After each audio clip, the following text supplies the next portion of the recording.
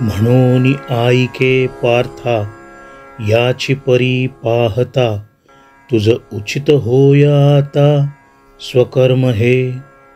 आम्ही समस्त ही विचारिले, तव ऐसेची हे मना आले. जे न संडीजे तुवा आपले विहित कर्म, परी कर्म फळी आसन करावी. आणि कुकर्मी संगती न व्हावी, हे सत्क्रियाची आचरावी हेतू विण. अर्जुना, माझे ऐक. युद्ध करणे हे तुझे स्वकर्तव्य आहे. तुझे कर्म तू केले पाहिजेस. कशाही प्रकारे विचार केला तरी स्वकर्माला पर्याय नाही, हे लक्षात ठेव. तुझे बोलणे ऐकल्यावर मी नाना प्रकारांनी विचार केला, तेव्हा मी एका निश्चित अशा निष्कर्षाशी आलो आहे. आपल्या कर्मांचा त्याग कोणीही कधीही करू नये. तू क्षत्रिय आहेस.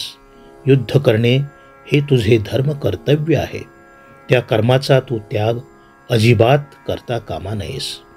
हे कर्म करीत असताना तू कर्मफलाची आशा मात्र मनी बाळगू नयेस. तसेच कुठलेही निषिद्ध कर्म तू करता कामा नयेस. मनी हेतू न बाळगता तू आता युद्धाला तयार हो पाहू. युद्ध हे तुझे सत्कर्म आहे. तू योगयुक्त होऊनी फळाचा संग सांडुनी, मग अर्जुना चित्त देऊनी करी कर्मे. परी आदरिले कर्म दैवे, जरी समाप्ती ते पावे. तरी विशेषे तेथ तोषावे, हेही नको. का निमित्ते कोणे एके, ते सिद्धीन वचता ठाके. तरी तेथिचेनि अपरितोखे, क्षोभावेना. आचरता सिद्धी गेले, तरी काजाची कीर आले. तरी ठेलिया ही सगुण झाले. ऐसेची मानी देखे जे तुलाले कर्म निपजे. ते तुले आदिपुरुषी जरी अर्पिजे. तरी परिपूर्ण सहजे जहाले जाणे. देखे संता संती कर्मी, हे जे सरिसे पण मनोधर्मी. तेची योग स्थिती उत्तमी प्रशंसिजे. पार्था, तू कर्मयोगाचा स्वीकार कर. फलाशा सोडून दे.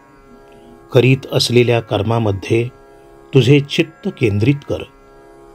तू करीत असलेले कर्म दैवयोगाने सिद्धीस गेले म्हणून हर्षाने वेडा होऊ नकोस. आणि काम मनासारखे जमले नाही म्हणून खंत करीत बसू नकोस. काही कारणामुळे हाती घेतलेले कर्म अर्धवटच राहिले म्हणून असंतोषाने अस्वस्थ होऊ नकोस.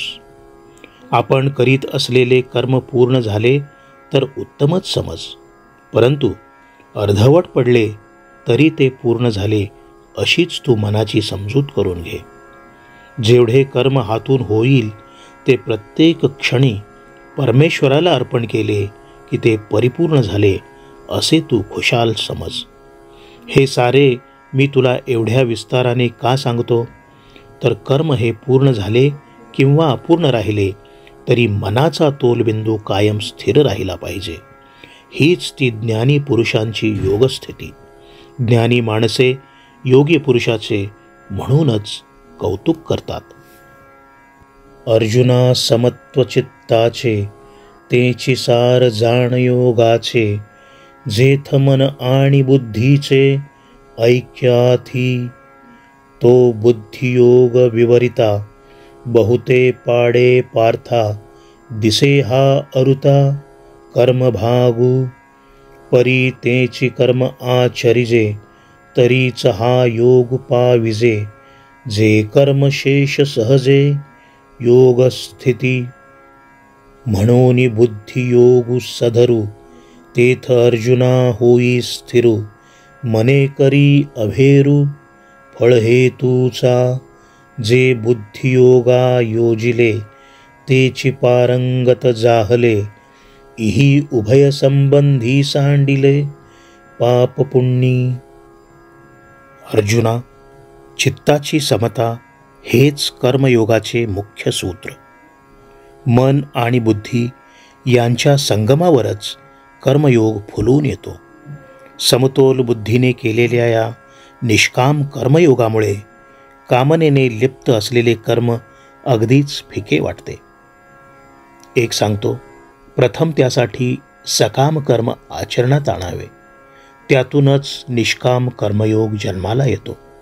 म्हणून म्हणतो पार्था, तू दृढ अशा निष्काम कर्मयोगावर स्थिरचित्त हो. फलाशेचा त्याग कर. जे निष्काम कर्मयोगी असतात तेच हा भवसागर पार करून जाण्यात तरबेज होतात. पापपुण्यांनी या निष्काम कर्मयोगी पुरुषाची आपल्या घट्ट कवेतून मुक्तता केलेली असते. ते कर्मी तरी वर्तती, परी कर्मफळा नातळती, आणि याता याती लोपती, अर्जुना तया. मग निरामय भरित, पावती पद अच्युत, ते बुद्धियोगयुक्त धनुर्धरा. तू ऐसा तै होसी, जे मोहाते या सांडिसी, आणि वैराग्य मानसी संचरेल. मग निष्कळंक गहन, उपजेल आत्मज्ञान, तेणे निचाडे होईल मन, अपैसे तुझे. तेथ आणिक काही जाणावे, का मागिला ते स्मरावे, हे अर्जुना आघवे पारुशेल.